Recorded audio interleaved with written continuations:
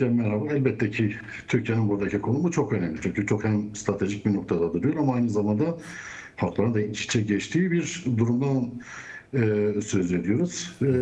Türkiye'nin konumu, Türkiye'nin buradaki jeopolitik durumu ve burada alacağı tavır tamamen Kürtlerin politikasına bağlıdır. Yani Kürtlerin hareketliği, Kürtlerin oradaki politikası, belirleyeceği politika tamamen Türkiye'nin de stratejisini belirleyecektir. Bütün alanlarda olduğu gibi yine Rojava meselesi, işte Güney ve Rojava meselesinde de aynı politikaya gidecektik. Yani şöyle aslında söyleyebiliriz, yani Kürt düşmanlığı ya da Kürt meselesi ekseninden bu duruma bakacaktır ve politikasını öyle belirleyecektir ki zaten Türkiye başından beridir Hakan Fidan'ın ve işte hükümet iktidar yetkililerinin açıklamaları da bunu bir şekilde doğruluyor. Sürekli işte oradaki Kürt gruplarını izliyoruz. Oradaki Kürt gruplarının hareketlerine göre ya da işte kabiliyetine göre de orada ne yapacaklarına göre karar alacağı şeklinde şeyleri var, açıklamaları var sürekli. Yani Türkiye açıkçası bütün oradaki savaşı, işte Amerika, İsrail'in İran'a yönelik savaşını, orada yaşanan ambargoyu, bütün oradaki o insan hakları ihlalleri, insan ölümleri,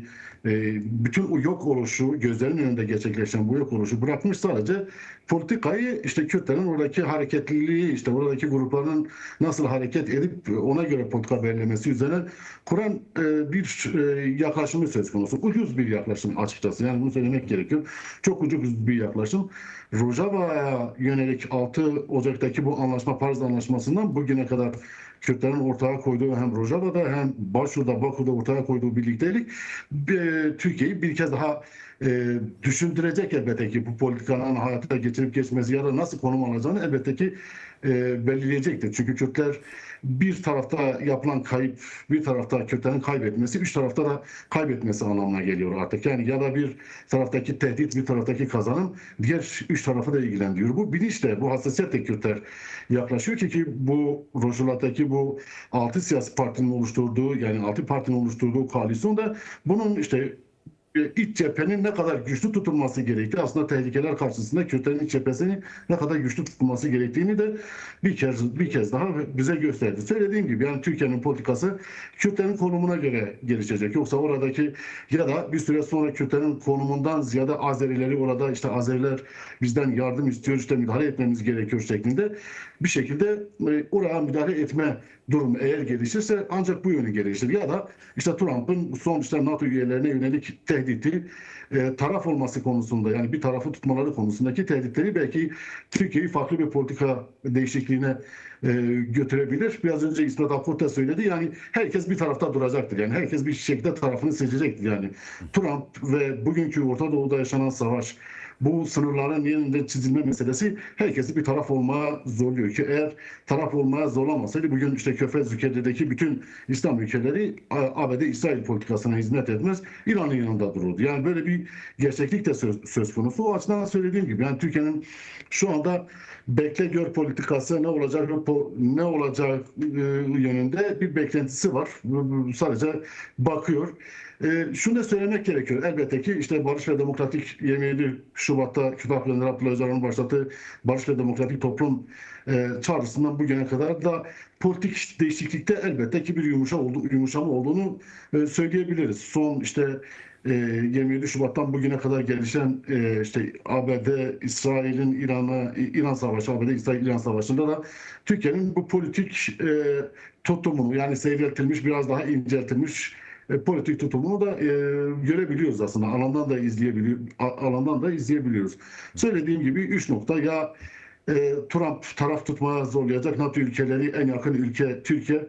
Buradan işte Adana ve Malatya'daki üstlerinden İran'a yönelik bir müdahale söz konusu yapacak ve İran da aynı şekilde burada Türkiye'ye yönelik bir müdahalesi söz konusu olacak. Ya da Kürtler orada bir statü ya da kendi yönetme kabiliyetini elde edecek. Türkiye bu şekilde yine dahil olacak. Ya da söylediğim gibi oradaki işte Türklerin, Azerilerin işte bizden yardım istiyorlar şeklindeki bir şey, hani bir tavırla ancak oraya girme konusunda yani bu üç nokta üzerinden bence Türkiye kendi tavrını belirleyecek ama tekrar üçüncü kez söylüyorum, Kürtlerin oradaki tavrı Türkiye'nin buradaki tavrını belirleyecektir. Yani stratejileri sadece Kürtler orada kazanmasın üzerinedir. Yani biz şimdi söylüyoruz, evet bir barış devam ediyor, bir süreç devam ediyor ama Türkiye'nin şu ana kadar edindiğimiz izlenim, gördüğümüz kadarıyla yine sınırda gidiyoruz, izliyoruz insanların o devlet etkilerinin temel argümanı Kürtler orada bir şey elde etmemesi üzerine, yani Kürtlerin orada bir kazanım elde etmemesi üzerine bir politika geliştirdiklerini söyleyebiliriz. Hı hı. Ya Adnan, ben bu savaşın başlangıcında, daha ilk haftasıydı herhalde ya da ilk hafta sonlarıydı, Trump'ın kısa bir röportajını gördüm. Kendisi tanıdığı gazetecileri arayıp benimle röportaj yapın demiş. O da ilginç bir durum. Yani Beyaz Saray'ın başındasın, istediği zaman istediğin basın açıklamasını yapabilirsin ama tercih ettiği gazetecilerle yapıyor, yanlışım yoksa. Şöyle bir şey diyordu: daha ilk gün biz saldırıyı başlattığımızda ne olduğunu anlamadık diyordu. Bütün Körfez ülkelerindeki noktaları vurmaya başladılar.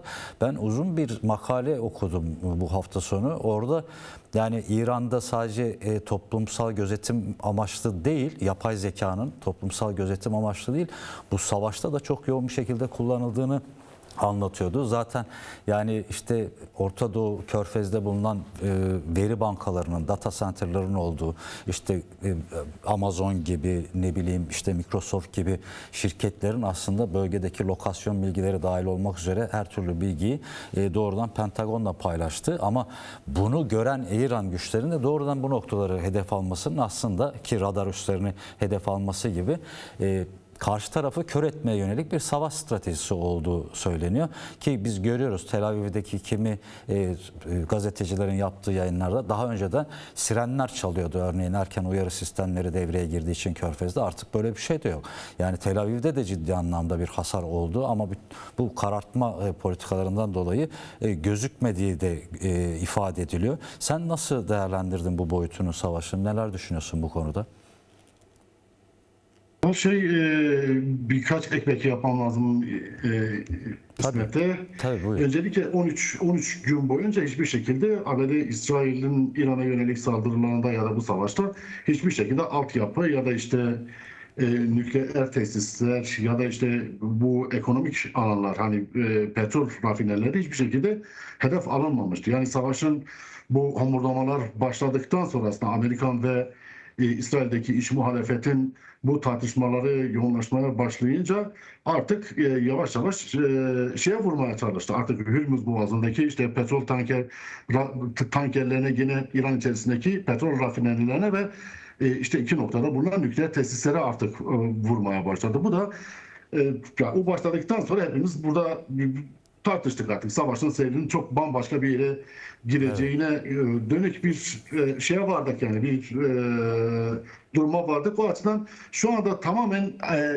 daha önce zaten ekonomisi çökmüş, zaten tek ayak üzerinde duran, şu anda tamamen neredeyse artık fırınların ekmek üretmeyeceği, yine ne bileyim sanayinin çalışmayacağı İran'da İran'ı ekonomik olarak da büyük bir çöküntü içerisinde, artık kendine yetemeyecek, hiçbir şekilde kendini idare edemeyecek bir noktaya getirme amacı taşıyoruz. Yani orada petrol rafinerlerine yapılan saldırı öncelikle ulaşımı tamamen aksatır. Savaş araçlarının çalışmasını, savaş gereçlerinin çalışmasını tamamen devre dışı bırakır. Yine içeriden bu yoksulluk meselesi üzerinden zaten Temmuz'da Tahran'da başlayan bu yoksulluğa karşı başlayan ve ülkenin tamamına yayılan ve neredeyse 30 binden fazla insanın ölümüyle sonuçlanan bir durum söz konusuyken zaten bu saldırılar meydana geldi.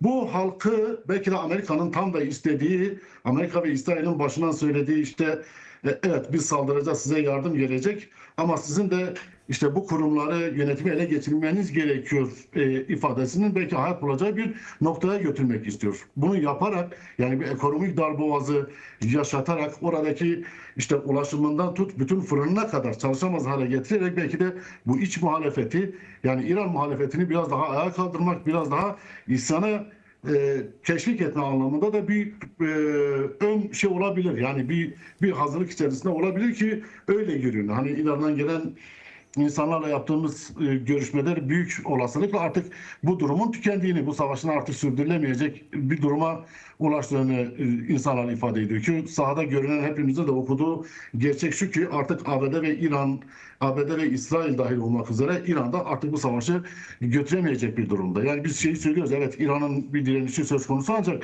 İran'da artık bu 17. günün sonunda neredeyse bütün askeri kabiliyetini yitirmiş gibi görünüyor. Yani büyük çoğunluğunu yitirmiş görünüyor. Yine elindeki işte bazı raporlara göre bugün bir haber okudum. Amerika ve İsrail birkaç stratejik raporları vardı. İran'ın işte füzelerinin %95'inin tamamen tükendiği ve %5'lik bir gücünün olduğu, hani %5'lik bir füze stokunun olduğunu ifade ediyorlar ki Amerika bunu zaten biliyor. Elbette ki İran bu şekilde rejim belki değişebilir, belki farklı bir duruma geçebilir ama biz İran'ın tamamen yıkılmasından işte yerine yeni bir demokratik ülke ya da yeni bir ülke kurulmasını elbette ki hiç kimse beklemiyor. Yani bu savaşın birçok yönüyle belirsizliği söz konusu. Yani bu savaş tam bir belirsizlik savaşı. Kimin nerede kazanacağı, politikanın nasıl değişeceğini açıkçası kestirmek çok mümkün değil. Yani hatırlarsanız bu İran'la müzakereler devam ettiği bir sürede Amerika ve İsrail savaşı başlattı ve işte Ali Hamenei'nin ölümüne kadar, öldürülmesine kadar giden bir sürece götürdü. İsmet Akbulut'un da söylediği gibi bu durum bir süre sonra taşınamayacak bir duruma gelirse bir anlaşma, ara anlaşma ya da ara ateşkes söz konusu olabilir ki mırıldanmaları söylüyor Trump. Yani işte geliyorlar, işte birkaç ülke araya girdi ve biz şu anda onun yanlısı değiliz şeklinde. Yani bu durumda da İran'a yönelik bir kara operasyonu olmadan bu rejimin değişmeyeceği, hiçbir şekilde ABD ve İsrail'in bu savaşı kazanamayacağı gün gibi ortadadır. Yani bunu artık böyle çok böyle incelemesine tartışmaya gerek yok. Yani kara operasyonu olmadan oradaki rejim değişmeyecek. Elbette ki bunun da çok büyük zorlukları var. Şu anda işte NATO ülkelerini yine işte Kürtleri ve diğer Körfez ülkeleri buna yönelik bir zorluyorlar. Ancak sonucun çok da onların istediği şekilde olmayacağını söyleyebiliriz. Kürtlerin buradaki konumu elbette ki Kürtlerin ve diğer halkların buradaki konumunun çok önemli olduğunu söyleyebiliriz İran muhalefetinin. Onların bir süre sonra nasıl davranacağı, nasıl bir tepki vereceği de elbette ki İran'ın bundan sonraki geleceğini de bence belirleyecektir. Ama şu anda çok büyük bir belirsizlik ve sorun var yani.